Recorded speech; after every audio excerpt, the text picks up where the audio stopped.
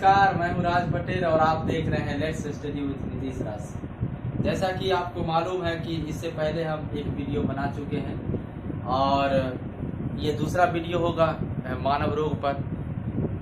आप इसके पहले जो वीडियो बना होगा आप देख के लाभान्वित होंगे और जो बचे हैं दोस्तों के साथ शेयर करके उसको भी लाभान्वित करने का प्रयास करें। देखते हैं आगे क्या है। ह्यूमन डिजीज़ के आगे बढ़ाने के क्रम में पिछले बार कैंसर था लास्ट में, अब डायबिटीज़ के बारे में बता।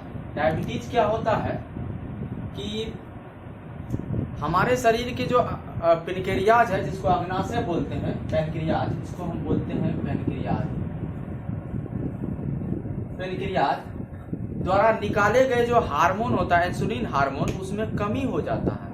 कमी होने के कारण क्या होता है कि शुगर लेवल बढ़ जाता है ब्लड में, जिससे हमको वो क्या होता है, डायबिटीज बीमारी होता है। ठीक है। अब इसमें क्या है कि डायबिटीज को WHO ने वर्ल्ड हेल्थ ऑर्गेनाइजेशन, ठीक है, ऑर्गेनाइजेशन क्या किया, दो टाइप में बांटा।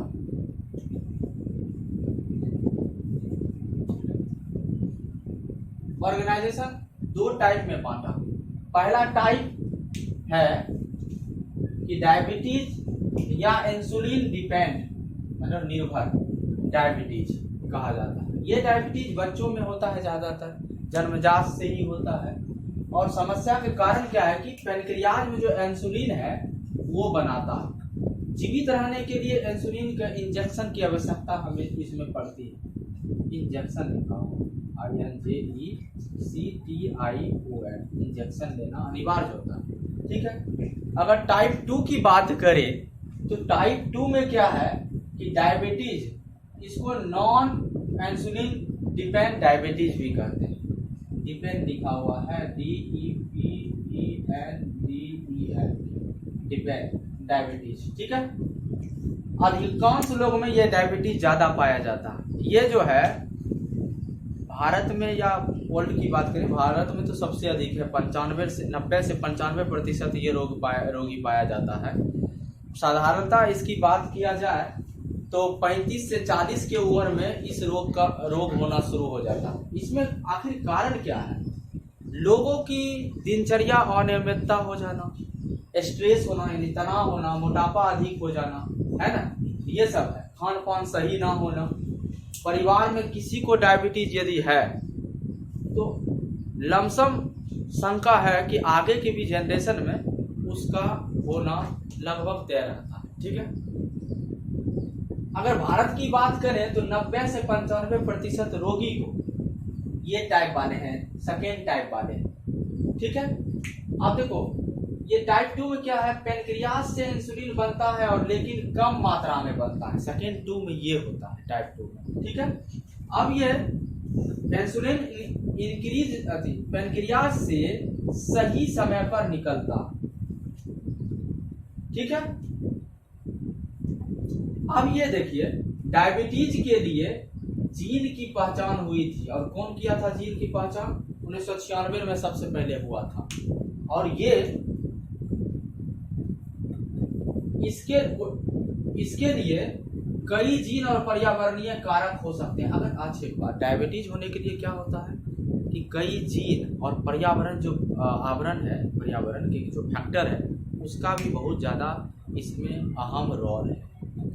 तो हम ये पूरा इस स्लाइड में किए हैं। इसमें कुछ और है जो हम बता देते हैं। 1921 ईस्वी में कनाडा के वैज्ञानिक ने दो वैज्ञानिक थे। कौन सा? दो वैज्ञानिक, डॉक्टर बेटिंग एवं वेस्ट नामक वैज्ञानिक ने क्या किया? इंसुलिन की खोज किया था।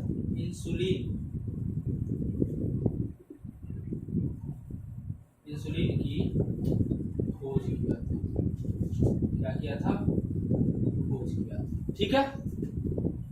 तो हम अगले स्लाइड में कुछ और है जो मेन रोग की बात है डिजीज का, हम उसको जारी रखते हैं। इस स्लाइड को हम बिताते हैं, ठीक है।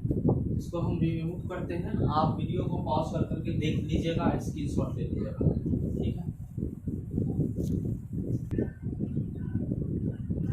चलिए आगे बढ़ते हैं। देखिए इसमें कुछ रोग और है। इससे पहले एक और चीज जान लीजिए कि आखिर मेरा शुगर लेवल कैसे नापते हैं। अगर खाना खाने से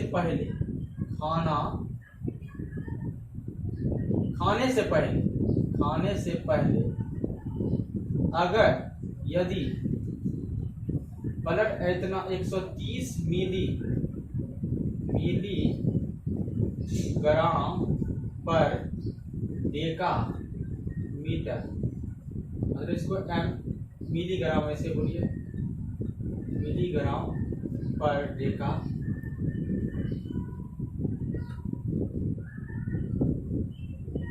मीटर, ठीक है। अब आज से सुने रहे, खाने से पहले यदि ब्लड जो है 130 मिलीग्राम पर डेका मीटर होना चाहिए, ठीक है। और खाने के बाद 200 mg मिलीग्राम और डेका मीटर डेका मीटर से अधिक नहीं होना चाहिए, से अधिक नहीं होनी चाहिए।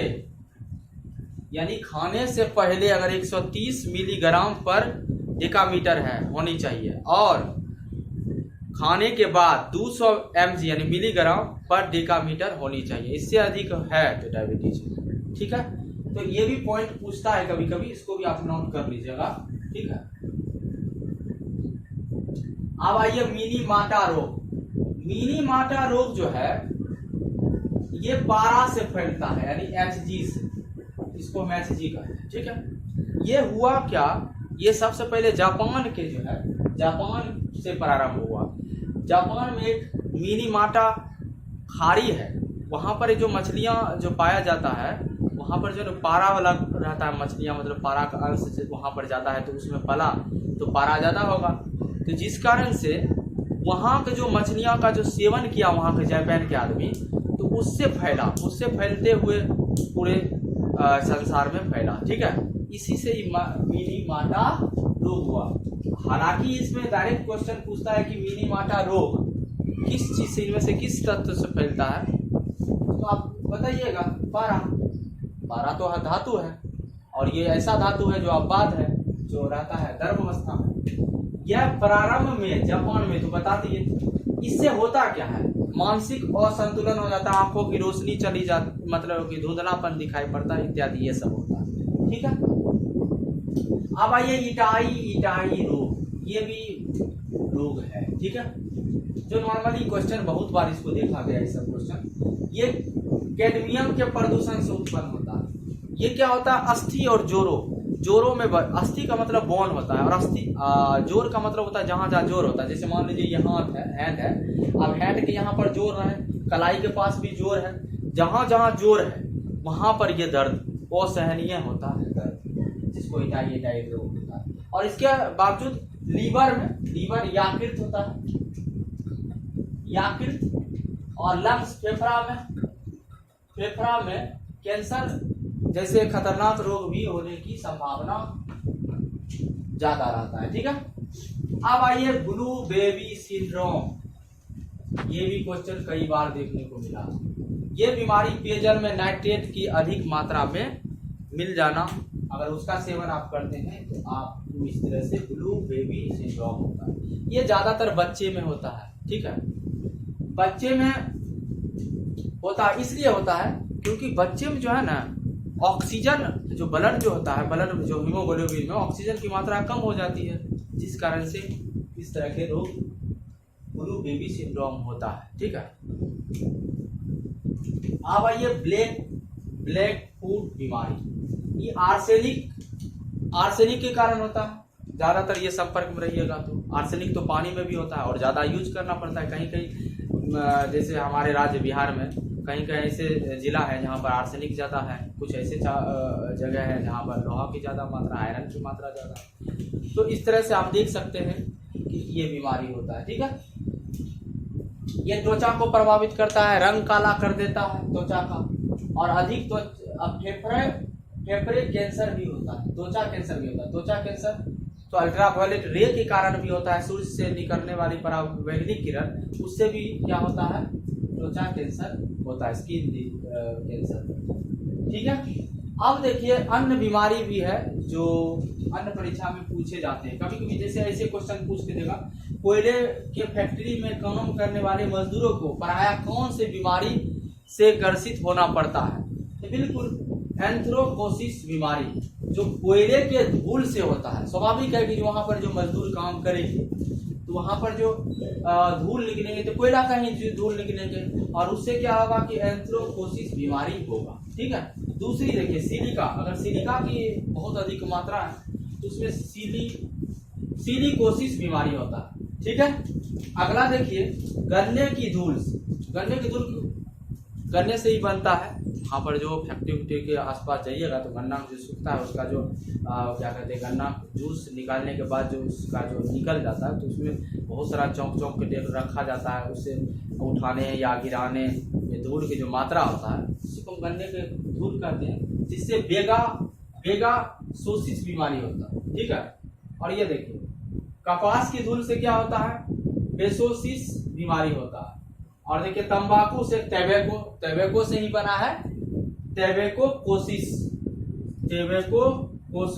बीमारी होता है। और एवेस्टेस से जो होता है ये बीमारी एवेस्टेटोसिस होता है बीमारी। तो इस तरह से देखिए आप याद भी कर सकते हैं, सब में सिस लगा हुआ है, तो इस तरह की बीमारी। और यहाँ पर जो इधर एक तरफ से जो आपका फैक्टर है और रोग इससे जो होता है, रोग जिसको डिजीज बोलते हैं, ये डिजीज आप याद रख सकते हैं। कई बार ये परीक्षा में पूछा गया, और इससे जो क्या होता है कि बहुत सारा क्वेश्चन बनता है, इसीलिए हम इस पे बनाए हैं। और इसका सीरीज एक और आने वाला है जो आप लास्ट होगा, जिस कारण से आपको एक और वीडियो का इंतज़ार करना पड़ेगा। थोड़ा सा इसको मिटाइए, थोड़ा बात कर लेते हैं आपसे, 1 मिनट। आप लिखवेट करके छोड़ तो मिट गया। अब देखिए, अब जैसा कि कल आपको मोटिवेशन लाइन के द्वारा समाप्त किए थे तो आज भी करते हैं। कोई आपका साथ नहीं देगा, यहाँ आपको लड़ना भी खुद है और संभलना भी खुद है। आपको पता है कि जितनी भी पीड़ा होती है वो आपको दुख ही नहीं देने आती है, साहस भी देती है। तो इसी तरह आप जितनी भी पीड़ाएं और पढ़ने में जितना भी कष्ट झेल रहे हैं, एक दिन आपको वो सफलता लाएगी, वो दुख ही नहीं देती है। ठीक है, तो हम आपसे बस विदा लेते हैं। तब तक आप आनंद लीजिए इस वीडियो का, दोस्तों के साथ शेयर करिए, सब्सक्राइब करिए, और क्या हम लोग को मोटिवेट करिए कमेंट्स करके। ठीक है, धन्यवाद।